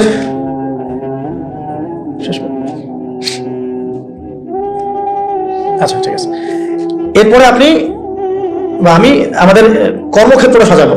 যেহেতু আমাদের এখন মাশাআল্লাহ পড়াশোনা হচ্ছে, আলেমদের সাথে আমরা সম্পর্ক রাখছি, শেষ করছি, একটু ধৈর্য ধরেন। কর্মক্ষেত্রটা আমরা সাজাবো। এখন আপনার বের হয়ে যাবেন, জবে চলে যাবেন মাশাআল্লাহ। এখানে কি, এখানে এমন একটা বিষয় খুঁজে নেওয়ার চেষ্টা করেন যে আপনার যাতে দুনিয়ার আর্নিংসটাও চলে আসে এবং পরকালেরও কাজ হয়। এক্সাম্পল দিচ্ছি আমি একটা, ধরেন যে আমার 4-5টা মাদ্রাসা আছে, কথার কথা মনে করেন, আমি বিভিন্ন মাদ্রাসায় পড়াই। এখানে কি হচ্ছে, আমি ইলম শিক্ষা দিচ্ছি, আমার নিজের চর্চা থাকছে, আমি সেখান থেকে কিছু হালকা পাতলা কিছু বেতনও পাচ্ছি, আমার পরিবার চলে যাচ্ছে। তো পুরো লাইফের পুরো কাজগুলোই কিন্তু তখন দিন কেন্দ্রিক হয়ে গেল, তাহলে সে বেশি লাভবান হলো। এখন আপনাদেরকে এরকম সুযোগ বের করতে হবে যে আপনারা এমন এমন কিছু ক্ষেত্রে যাবেন যেখানে ওই কাজটাই ইবাদত বলে কাউন্ট হবে। টাফ কিন্তু ইম্পসিবল না। বা যদি এমন জব নাও পাওয়া যায়, আপনি হালাল কোনো বৈধ জবে থাকলেন, আপনার রিজিকের একটা অংশ থেকে আল্লাহর পথে সদকা করবেন। এর বেশি কিছু আপনার কাছে চাচ্ছেন না। যাকাত ফরজ হইলে যাকাত দিলেন, নফল দান সদকা করলেন, এতটুকু। আপনার পরিবারের পিছনে খরচ করলেন, আল্লাহর হক আদায় করলেন, জনগণের আমরা যেটা বলি মানুষের হক সেটা আদায় করলেন। এরপর আপনার আসবে বিয়ে শাদীর ব্যাপার স্যাপার। বিয়ে শাদীর ব্যাপার স্যাপার আগে আনলাম না কেন? কারণ ওই আত্মনির্ভরশীল না হলে তো মেয়েরা আপনার কাছে আসবে না। ওটা প্রেম করতে পারে, কিন্তু বিয়ের সময় তারা খুব সচেতন। বিয়ের সময় তারা অনেক বেশি কনসিয়াস যে না সে কি করে এটা দেখতে হবে। এবং মেয়ের বাবা মার প্রথম প্রশ্নই হবে আপনি করেন কি। আপনি সুফি মানুষ, মনে করেন আপনি হচ্ছেন কি বলবো যে আপনি হচ্ছেন মুহাদ্দিস, আপনি মুফতি, আপনি হচ্ছেন মুফাসসিরে কোরআন, কোনো দাম নাই। মেয়ের মায়ের কাছে এটার কোনো দাম নাই, মেয়ের বাবার কাছে এগুলো কোনো সাবজেক্ট না। ইল্লা মাশাআল্লাহ, এর বাইরে কিছু মানুষ আছেন, কমন একটা ট্রেন্ড বললাম। প্রথম কোশ্চেন তারা করবেন যে আপনার স্যালারি কত, এবং আপনার জব আছে কিনা, আপনার বাড়ি আছে কিনা, ইত্যাদি ইত্যাদি। এই জন্যই বললাম যে আগে আর্নিং সোর্সটা নিশ্চিত করে তারপরে এদিকে যান, তাহলে সম্মানটা বজায় থাকবে। আত্মসম্মান ছেলেদের একবার নষ্ট হয়ে গেলে তার ফিরে আসে না। আমরা যখন নিচের হাত হই তখন আমাদের আত্মসম্মান বলে কিছু থাকে না। আপনার আর্নিং যদি মাসে 50,000 1 লাখ টাকা হয়, এই টাকাগুলো কিন্তু খুব বেশি বড় না এখন। এখন 1 লাখ টাকার মানে 1 লাখ টাকা নাই, এখন এটা 50,000 চলে আসে। আস্তে আস্তে হয়তো আরো কমবে। যারা এগুলো বোঝেন না তারা অযথাই সমালোচনা করেন, কিন্তু আসলে ব্যাপারটা এরকমই হচ্ছে। আমি তাদের হেদায়েতের জন্য দোয়া করি। এখন এইটুকু আর্নিং যদি আপনার হয়, কিন্তু এই আর্নিং এ আপনার কারো কাছে হাত পাততে হচ্ছে না, আপনার সম্মান বজায় থাকবে। যখনই আমাদেরকে হাত পাততে হবে আমাদের সম্মানটা কমে যায়। আর যদি কেউ ভুল করে ঘর জামাই হন তাহলে তো অবস্থা খারাপ, ঠিক আছে। তো এই জন্য আয়ের একটা অংশ নিশ্চিত করতে হবে। এই জন্য একটু সবর করেন। এই সবরের সময়টা কি করবেন, বেশি বেশি ফোন চালাবেন, তাহলে সবর করতে পারবেন না। এই সবরের সময়টুকু মোতাআলা করবেন, পড়াশোনা করবেন, সম রাখবেন, আপনার রোজা রাখবেন, ভালো কাজে ব্যস্ত থাকবেন, ইনশাআল্লাহ প্রবৃত্তি নিয়ন্ত্রণে থাকবে। আর যদি আপনার বিকল্প অপশন থাকে, কৃষি অপশন থাকে, কৃষি কাজের সুযোগ আছে, ব্যবসার সুযোগ আছে, বা আপনার পৈতৃক সম্পত্তি আছে, সেক্ষেত্রে আপনি আগে বিয়ে করে রাখতে পারেন, কোনো সমস্যা নেই। এটা ডিফার করে মানুষের মধ্যে। আল্লাহ পাক আমাদের সবাইকে হালাল রিজিকের ব্যবস্থা করুন, দোয়া করি। রিজিকের এই অংশটুকুর মধ্যে একটা অংশ আল্লাহর জন্য রাখবেন। রিজিকের অংশের একটা অংশ আল্লাহর জন্য, আর বাকি একটা অংশ পরিবারের জন্য, একটা অংশ নিজের জন্য, একটা অংশ বই কেনার জন্য। এভাবে স্যালারিকে ভাগ করুন। এই ফেমাস হওয়ার আগে তো অনেক মানে খ্যাতির বিড়ম্বনাও আছে। এর আগ পর্যন্ত আমি বই কেনার জন্য একটা একটা করে অংশ জমাতাম। অনেক সময় এমন হয়েছে যে একটা জায়গায় যেতে হবে, ভাড়াটাকে সেভ করেছি বই কেনার জন্য, হেঁটে হেঁটে গিয়েছি। বই আমাকে কেউ কিনে দেয়নি কখনো, এভাবেই কিনতে হয়েছে। এখন আলহামদুলিল্লাহ বাংলা বাজারে একবার ঘুরলেই হয়, মিনিমাম 40-50 হাজার টাকা বই হাদিয়ে পাওয়া যায়। লাস্ট টাইম আমি হাদিয়ে পেয়েছি 350টা বই, এই যেবার আসলাম এই কদিন আগে, 350টা বই। বইয়ের প্রতি মহব্বত থাকলে আল্লাহ আপনাকে অনেক বই দিবেন। আমি বললাম না, হকপন্থী ওলামায়ে কেরামের সোহবতে থাকেন। আমি একজন আলেমকে দেখেছি সারাদিনই বই পড়ে, খালি বই পড়ে আর বই পড়ে। আর একটু পরপর খালি বলে লা ইলাহা ইল্লাল্লাহ, একটু পরপর খালি বলে লা ইলাহা ইল্লাল্লাহ। কথা বলেন মনে হচ্ছে যে মানে মুক্তার হচ্ছে আর কি। এত গভীর কথা বলেন যেটা বুঝতে হলে অনেক জ্ঞানের প্রয়োজন হয়। যেই আসছেন তাকে সময় দিচ্ছেন, হাসছেন, হাসি মুখে কথা বলছেন। গায়ের জামা গেট আপ দেখে মনে হচ্ছে মসজিদে ঝাড়ু দেয় খাদেম আছে না, মনে হচ্ছে খাদেম। কেউ বিশ্বাসই করতে পারবে না যে ইনি হচ্ছেন বাংলাদেশের 1 নাম্বার মুহাদ্দিস। চেহারা দেখে বিশ্বাসই করতে পারবেন না আপনি। এরকম মানুষ বাংলাদেশের মাটিতে আছেন। বইয়ের প্রতি মহব্বত রাখেন, আল্লাহ পাক আপনাকে দেখবেন অনেক বই জ্ঞান দিবেন ইনশাআল্লাহ। অনেক মানুষ গায়ের জামা বিক্রি করে বই কিনতো সরফে সালিহিনের মধ্যে, এগুলো দলিল আছে কিন্তু। তো বইয়ের জন্য একটা অংশ, আপনার আল্লাহর জন্য একটা অংশ, পরিবারের জন্য একটা অংশ। এই বিষয়গুলো শেষ করার পর দাওয়াতি কাজ বেগবান হবে এবং আলেম ওলামা সোহবতের সাথে ইউনাইটেড থাকবেন। ইউনাইটেড এটা কেমন, এই যে একটা আপনি অ্যাসোসিয়েশন করেছেন, আমি খুব অ্যাপ্রিশিয়েট করি এগুলো কাজ। কারণ এগুলো করতে হলে অনেক জাজবা লাগে, ত্যাগ লাগে, শ্রম লাগে, এবং এগুলো সমাজ পরিবর্তনের জন্য কাজ করে। তো এরকম ছোট ছোট নন পলিটিক্যাল, নন প্রফিটেবল, কারণ আমি এই পলিটিক্সটা পছন্দ করি না। অনেকে যদিও বা দাড়ি টুপি নিয়ে ভোট চাচ্ছেন এখন, তো যাই হোক, সমর্থন আপনি করতেই পারেন যে কাউকে, বাট এখানে এমন কিছু বিষয় আছে যেটা ভালোকে ভালো থাকতে দেয় না। এটা ভালোকে ভালো থাকতে দিবে না, এমন একটা অবস্থায় নিয়ে যাবে যে ভালো আর ভালো থাকতে পারবেন না, আপনাকেও খারাপ হয়ে যেতে হবে। আল্লাহ না করুক, হেফাজত করুক। তবে নিঃসন্দেহে যদি এখানে আমাদের ঊর্ধ্বতন কর্তৃপক্ষের মধ্যে এমন কেউ আসেন যারা ইসলাম প্রিয়, ইসলামকে ভালোবাসেন, আমরা তার জন্য দোয়া করবো অবশ্যই ইনশাআল্লাহ, সমস্যা। তো এই সময়গুলো এখানে অপচয় না করে দিনী পড়াশোনায় দেন, আল্লাহ পাক তৌফিক দান করে। এরকম নন পলিটিক্যাল, নন প্রফিটেবল কিছু অ্যাসোসিয়েশনের মধ্য দিয়ে আপনারা ইউনাইটেড থাকতে পারেন, বা ইসলামের যেটা রিনাউন্ড প্রতিষ্ঠিত যে প্ল্যাটফর্মগুলো আছে এখানেও থেকেও আপনারা একত্রিত থাকতে পারেন। মানে ইউনাইটেড থাকার একটা চ্যালেঞ্জ। একা একা থাকলে আপনাকে কিন্তু মানে খেয়ে ফেলে দিবে আর কি শয়তান। একেবারে টাচে থাকা, দিনী ভাইদের টাচে থাকা, দিনী বোনরা একে অপরের সাথে টাচে থাকা, এটা কমিউনিটি বেসড তো করা। আর আমাদের তো আর ইউনাইটেড কমিউনিটি নাই সারা দেশে, ইউনাইটেড মুসলিম কমিউনিটি এমন তো নাই। ইনশাআল্লাহ আল্লাহ চাইতে হবে কোনো না কোনো দিন ইনশাআল্লাহ। তো যে কোনো ফাউন্ডেশন বা যে কোনো ইসলামিক অ্যাসোসিয়েশন বা যে কোনো একটা ভালো নন পলিটিক্যাল সমাজকল্যাণমূলক কোনো সংস্থার সাথে থাকলেও আপনি মোটামুটি ভাবে একত্রিত থাকলেন। এভাবে দিনের দাওয়াতের মধ্য দিয়ে, ইলম চর্চার মধ্য দিয়ে, আলেম ওলামা সোহবতের মধ্য দিয়ে, আর বেশি বেশি পড়াশোনার মধ্য দিয়ে, এবং নিজের আমলকে গড়ার মধ্য দিয়ে, হালাল রিজিকের মধ্য দিয়ে, আদর্শ পরিবারের মধ্য দিয়ে পসিবল নবী সাল্লাল্লাহু আলাইহি ওয়াসাল্লাম যে 23 বছরের সমাজ বিপ্লবটা করেছেন সেটার কিঞ্চিত রূপ বাস্তবায়ন করা, কিঞ্চিত রূপ হলেও বাস্তবায়ন করা এখন পসিবল বলে আমি মনে করি। আল্লাহ পাক তৌফিক দান করুন। তবে পুরোপুরি কখন হবে ইনশাআল্লাহ? যখন উপর থেকে এমন কোন নেতা আসবেন যে হবেন মাহদি, যিনি সমস্ত ছোট ছোট প্রচেষ্টাগুলোকে ঐক্যবদ্ধ করবেন, তখন হবে আসল খেলা। খেলা হবে তখন, ঠিক আছে? তখন হবে কি আসল খেলা। তবে আমরা দোয়া করি আল্লাহ পাক এমন কোন মানুষকে যেন নিয়ে আসেন ইনশাআল্লাহ। এটাও হবেই, একদিন না একদিন কিন্তু হবেই, এটাই বাস্তবতা। কোরআন হাদিস এটাই বলছে। সে কে, কারা, কখন, কোথা থেকে আসবে আমরা এটা বলতে পারি না, জানি না। কিন্তু আপাতত আমরা এভাবেই চেষ্টা চালিয়ে যেতে থাকি। ব্যক্তিকেন্দ্রিক আত্মোন্নয়ন, পড়াশোনা করা, আদর্শ পরিবার, আপনার আলেম ওলামা সোহবত, হ্যাঁ, ভালো কাজের আদেশ, অসৎ কাজে নিষেধ, তারপরে হালাল বিয়ে করা, হারাম না, আদর্শ পরিবার গড়া, সন্তানদেরকে মানুষ করা, এটা একটা পয়েন্ট ছিল, সন্তানদেরকে মানুষ করা, এবং দিনী ভাইরা, দিনী বন্ধু একে অপরের কাছে থাকা, সোশ্যাল ওয়ার্ক করতে থাকা ইনশাআল্লাহ তাআলা। এইভাবে আমরা আগাতে থাকি। বাকি বিষয়গুলো আল্লাহ পাকের হাতে ছেড়ে দিই, আল্লাহ পাক দেখবেন ইনশাআল্লাহ। আল্লাহ রাব্বুল আলামিন আমাদের তরুণ সমাজকে কবুল করুন, দোয়া করি।